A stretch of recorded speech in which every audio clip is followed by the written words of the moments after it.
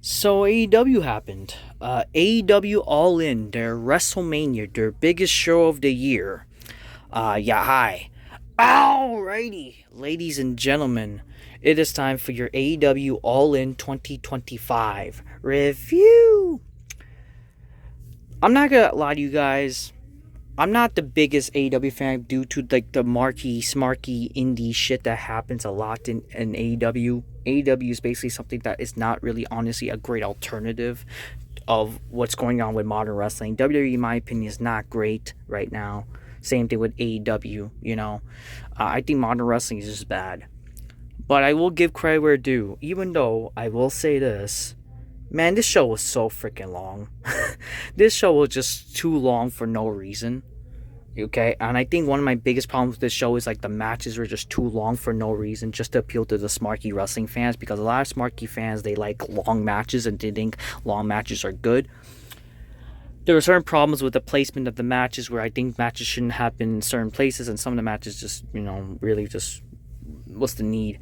But I'll give credit with this where due. I will say this, even though the show was just too long, like this entirely of the show, with the pre-show, whatever, was 8 freaking hours, by the way. 8 freaking hours. 6 hours by itself for the regular show. That's too much for a wrestling show, by the way. That is just too much. It leaves you like being fatigued and even trying to enjoy the other matches. But I will say this. This show was actually not bad. For a AEW show, for their supposed biggest show of the year, I thought this show was actually not bad entirely. I thought the show was not a bad show. It was definitely AEW's best pay-per-view in like a while, I would say. Or probably like it is probably I would probably say it's one of the best pay-per-views they did. I will say, even though it was too long. I somewhat enjoyed the show for what it was. And this is coming from a guy who's not really the biggest AEW fan, or the biggest, who's not a smark, and I'm not really a big fan of a lot of these wrestlers, right? But I thought, from what I will say, this show was definitely the best AEW show I've seen in a while. It was not perfect, but it was pretty. I was entertained from some of the things. Like some of the matches were actually good for an in-ring aspect, and I didn't hate it. So it just, certain placements of the matches weren't well smarted, and I just didn't like how some of the matches were too long, and a lot of the matches involved too many spots and stuff like that, and just not realistic. But at the end of the day, I didn't hate the show. Again, I'm not defending the Death Rider storyline. The Death Rider storyline was terrible for the most part of the year, but I think they had a good payoff in the end with this match, with the main event. It just doesn't mean like you can say it's saved whatever, but it could have done way better. Regardless, though, the entire show I thought was not a bad show. So let's get on to it, shall we? So the show started with, there was an announcement that unfortunately Adam Cole is unable to compete, mostly because so part of the issue was because he did get injured against a match with Kyle Fletcher weeks ago.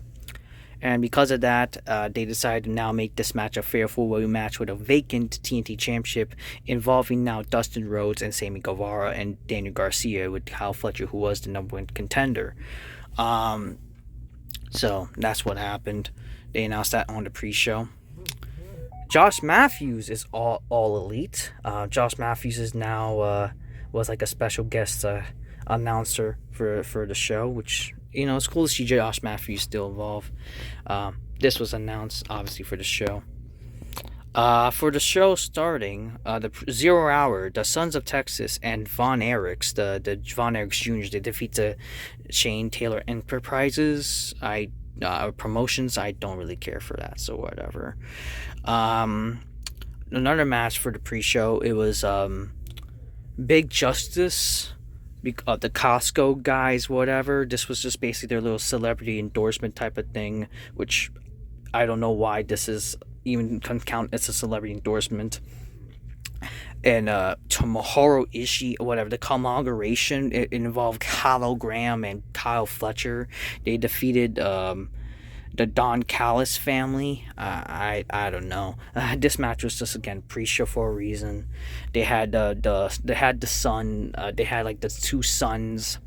Whatever they, the two sons of the Costco people, the Rizzler, whatever, they got into action and whatever. I don't know. These industry plants don't really seem like they're really big celebrities in all honesty. FTR defeats the Outrunners, and I couldn't really care much. Now let's move on to the actual show, shall we? The Ops, they defeated, ignore this, by the way. The Ops, they defeated, the Death Riders to retain the tag titles, the 6-men tag titles, the trios titles, but then after the match, they attacked Samoa Joe. I thought the show should have opened with one of the big matches. Like they were kind of having the entire like they were hyping up towards the end of the show where the 3 big main events, right?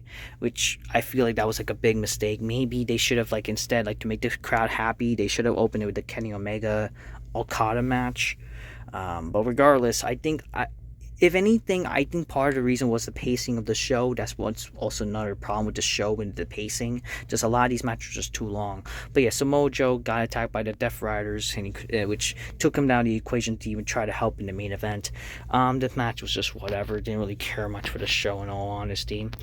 Then we got the Casino Gauntlet match. MJF winning the Casino Gauntlet match. They had an interaction with Mystico, whatever, aka Sin Cara. Juice Robinson returned into the match. And, he returned in the freaking match. Whatever. And then the Guns helped out against, I think, some of the... I don't even remember. I don't know, some of the Don Callis family or whatever. I'm not sure exactly.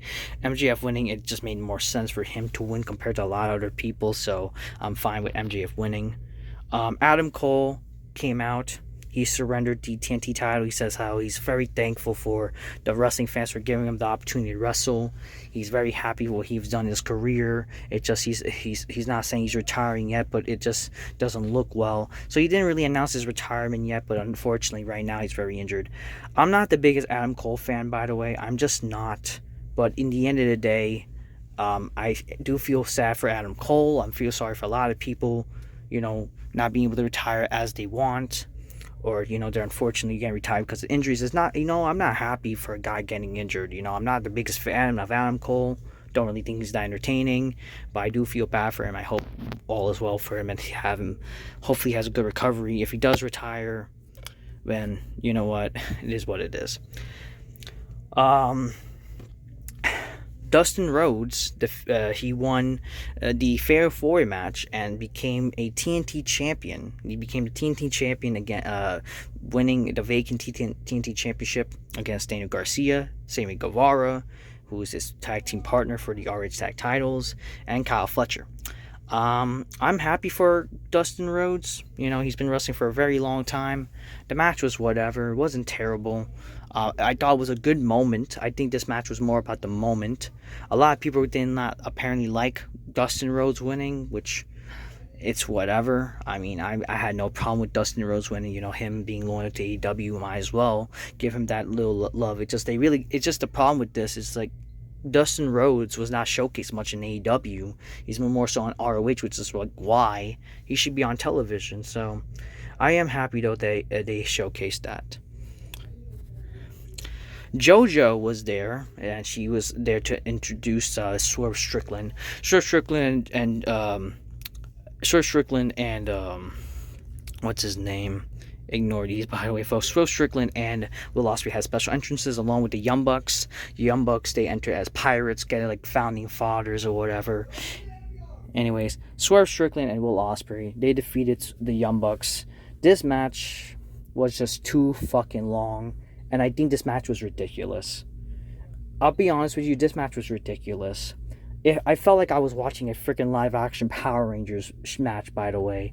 Which is not a good thing, by the way, because this is fucking professional wrestling. Wrestling is supposed to look real, I did not like this.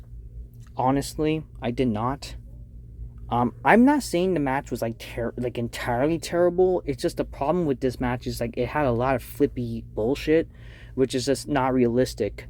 This like gymnastic crap in wrestling, it's just so fucking annoying, and I'm tired of that. I'm tired that they do that in wrestling nowadays, where every fucking thing's a flippy shit. It's like, why are you doing that? Like, wrestling does not need that shit.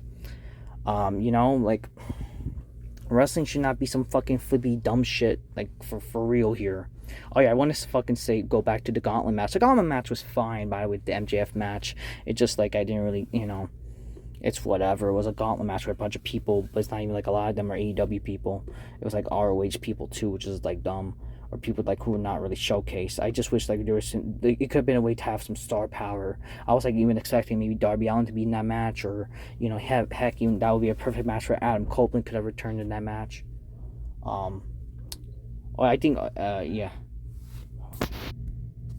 I thought the match again, yeah. Well, regardless, that's besides the point of what happened. We're going by what happened really more so. This match, I mean, there was the match was kind of like, I felt the match when it started was dead. A lot of the fans did not care. I think the fans were already getting fatigued, which is like the problem of this show. I felt like a little bit of fatigueness kind of made this match not really it took away, and I think that's why it also led to them doing the flippy shit, which is like, that was ridiculous, but it did made the crowd pop, which is like, unfortunately, it takes flippy shit to make the smarks react. But regardless, I mean, Swerve and Ospreay, there was some emotion towards the end of the match. I just thought the match was just ridiculous. We're just like a bunch of false finishes and like moves that should be an ending to a match. It's like all of a sudden these wrestlers have like, they're able to kick out of like tombstones and all that kind of shit. It's just ridiculous, like Undertaker doing a tombstone to a lot of these wrestlers, and the sad thing is, if Undertaker was to do a tombstone, every wrestler would kick out. It's freaking ridiculous. You're ruining Undertaker's moves, you're ruining Shawn Michaels' moves, you're ruining all these wrestlers' moves. It's freaking ridiculous. So I don't like that. But whatever, the match was whatever. I thought that was like flippy shit, like up the wazoo. That was stupid. The women's casino gauntlet match, you had this bitch showing up, like, who the hell cares? Who the hell is this bitch too? And Dina, aka Ember Moon, won the casino gauntlet match. She had her interaction with Mina Sakura, whatever, something about with their ROH match or whatever. But yeah, the match with Megan Bayne and Chris Statlander.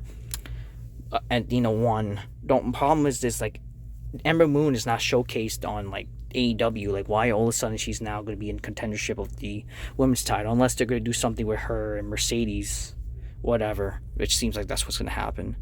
The Hurt Syndicate, they won the against the Patriarchy and Jet Speed, which is I think the Kyle dude, where Kevin Knight and what's his name, Mike Bailey, the team, they won against them. The match I didn't sadly care much about. Eventually they hurt. Yeah, after the match, Nick Wayne and the Patriarchy turned on Christian, and then Edge made the save. Oh yeah, along with FTR. FTR was there, but then eventually Edge made the save. So you kind of knew, it was very predictable somewhat, where like this moment you kind of knew Edge was going to show up. But it's a welcoming appearance with Edge. Edge, aka Cope, showed up, and he returned to help Christian Cage. Spear, he had his spike, a good also entrance with Edge. And then he told Christian, he helped him up. It says, go find yourself. Which basically means that, like, hey, like, Christian needs to find who the old Christian is. That way they can kind of become friends again. So he's like, that was sorry about that. I mean, that was a good little moment. So I did not hate this, It was cool to see Edge like showing up on AEW's WrestleMania. Now the beginning of the top 3 main events. Timeless Toni Storm defeated Mercedes Moné. Mercedes had like a big entrance with like gold or whatever of the people who she defeated. Like, we're supposed to believe this is like some Undertaker shit. Timeless Toni Storm was also like a old school, like old and beaten up theater lady. And I will say this match was very funny. And also kind of entertaining, with sexual innuendos by Toni Storm. She even like gave finally like all the smarks or people who've been like they've been hoping for like a hot lesbian action with Sasha Banks and Mercedes Moné. We finally got that with we finally got that little moment. Yeah, I mean, sadly I don't have the picture, but it was definitely funny. I liked the match somewhat.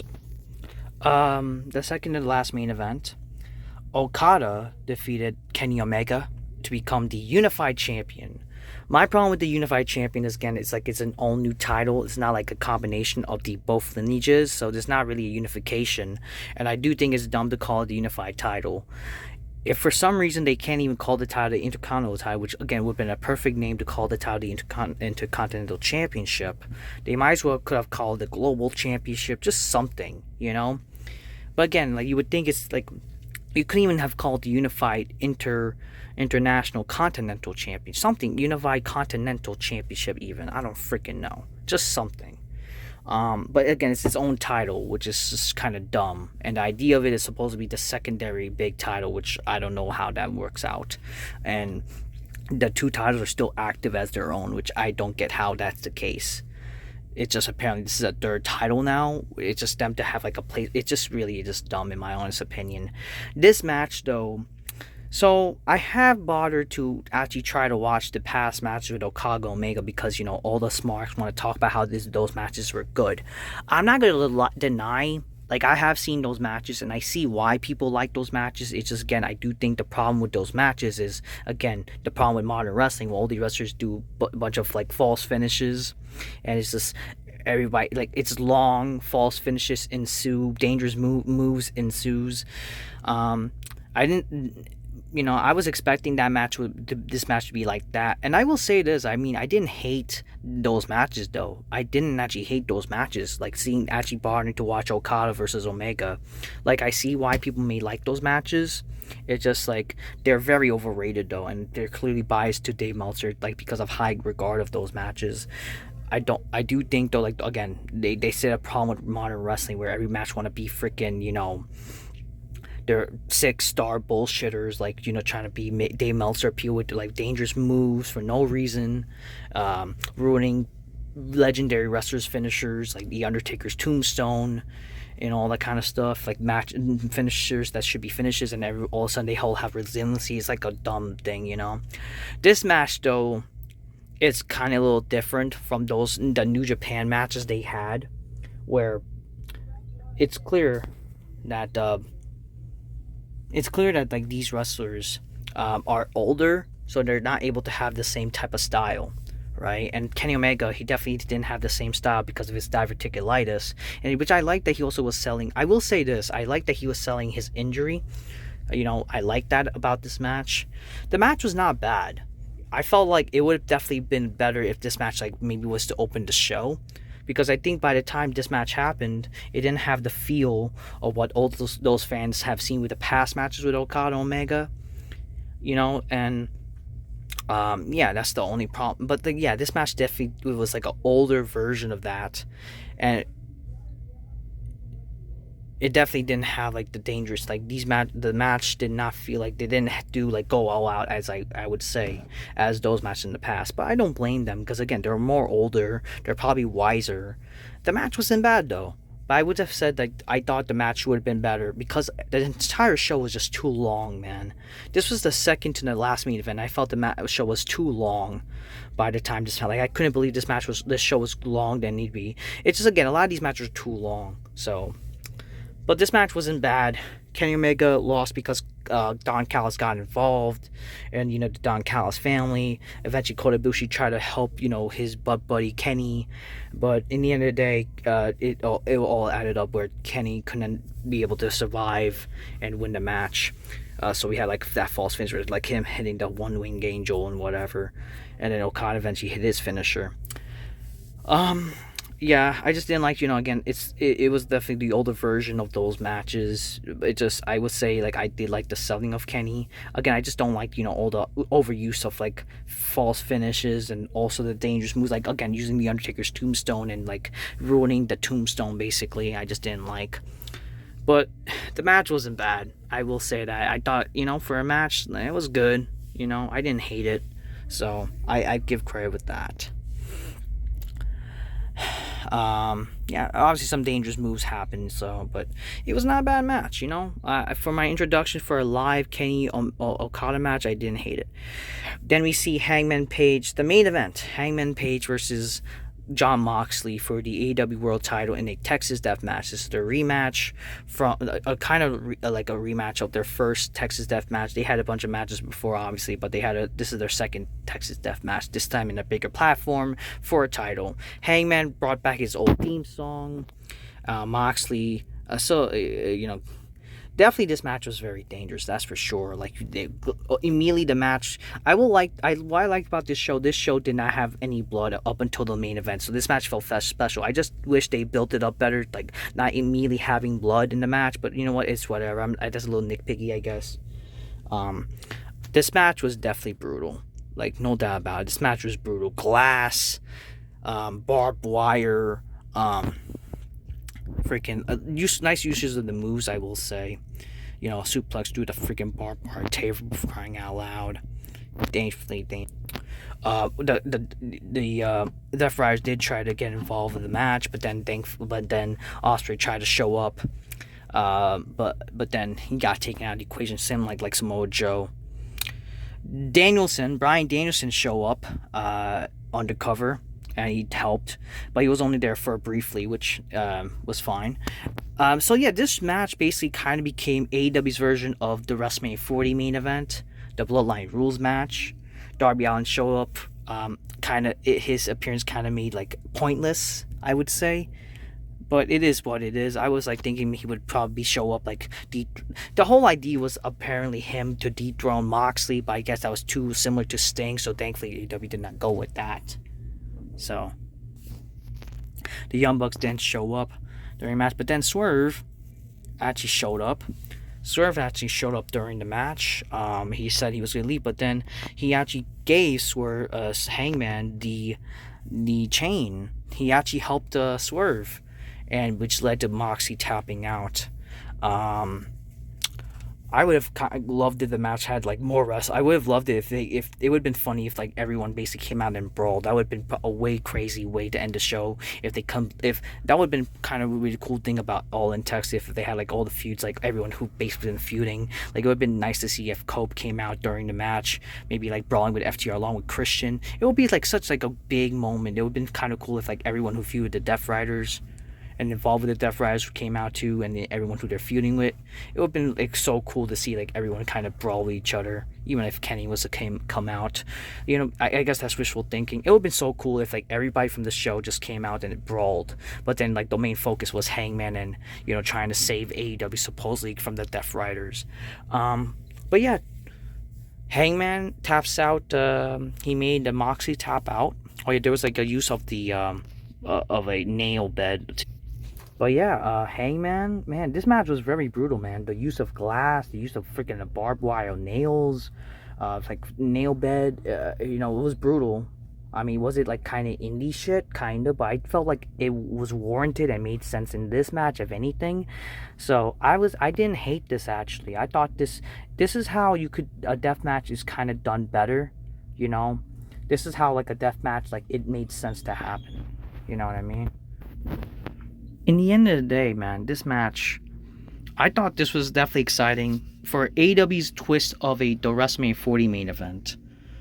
I will say I enjoyed it, man. Like this was definitely the match of the night for sure.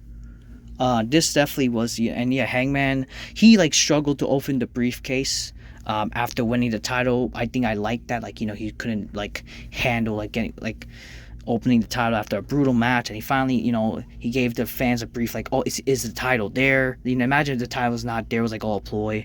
But then, that would have been something, maybe like, hey, maybe if the title not there, there should be like a reason to like, hey, maybe feud with Moxley still or whatever. But the title was there. He held it up the first time to see the AEW after like nearly a year.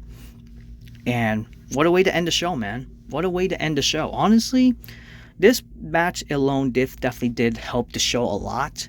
I mean, some of the matches were actually not bad. They were not bad matches. Some of them obviously were overdone indie garbage, but that's besides the point. I didn't think the show was bad. I thought this show was better than last year's All In, so and even maybe just as good. I mean, I thought the first All In was not terrible, but a lot of overrated indie garbage. But this show, I would say, like, I understand why people would actually say this show was good. Too long though. This show was long. I mean, this match was very long, but I think it was warranted. But every match was too long, I felt. But overall, the show was good. I would say this match was very good, and the show was not bad as itself. So overall, I thought All In, for a non-smart perspective, was not a bad show. It was actually good for what it was. So I give credit where due. Overall, good on AEW All In Texas. Not a bad show. So yeah, good job AEW for a good show. And just the only problem is hopefully AEW has good creative, because they are guilty of having bad creative with their weekly shows. So it's up to AEW to have a good show. My only problem is that Hangman Page, he had a terrible first reign as champion. It was pretty boring. It's up to AEW to try to really make him a good, cool champion, you know. And who knows, maybe MJF, like, have him maybe even cash in the first night, and then they can chase like all the way to like All Out, make All Out kind of second, like sort of somewhat like, you know, just as big as All In, you know what I mean? They gotta really try and make All Out the big show possible as well. I would see like they should try to make both shows like essentially WrestleMania Night 1 and 2. In the end of the day, that's AEW All In. Not a bad show. Till next time, peace. Yeah, bye.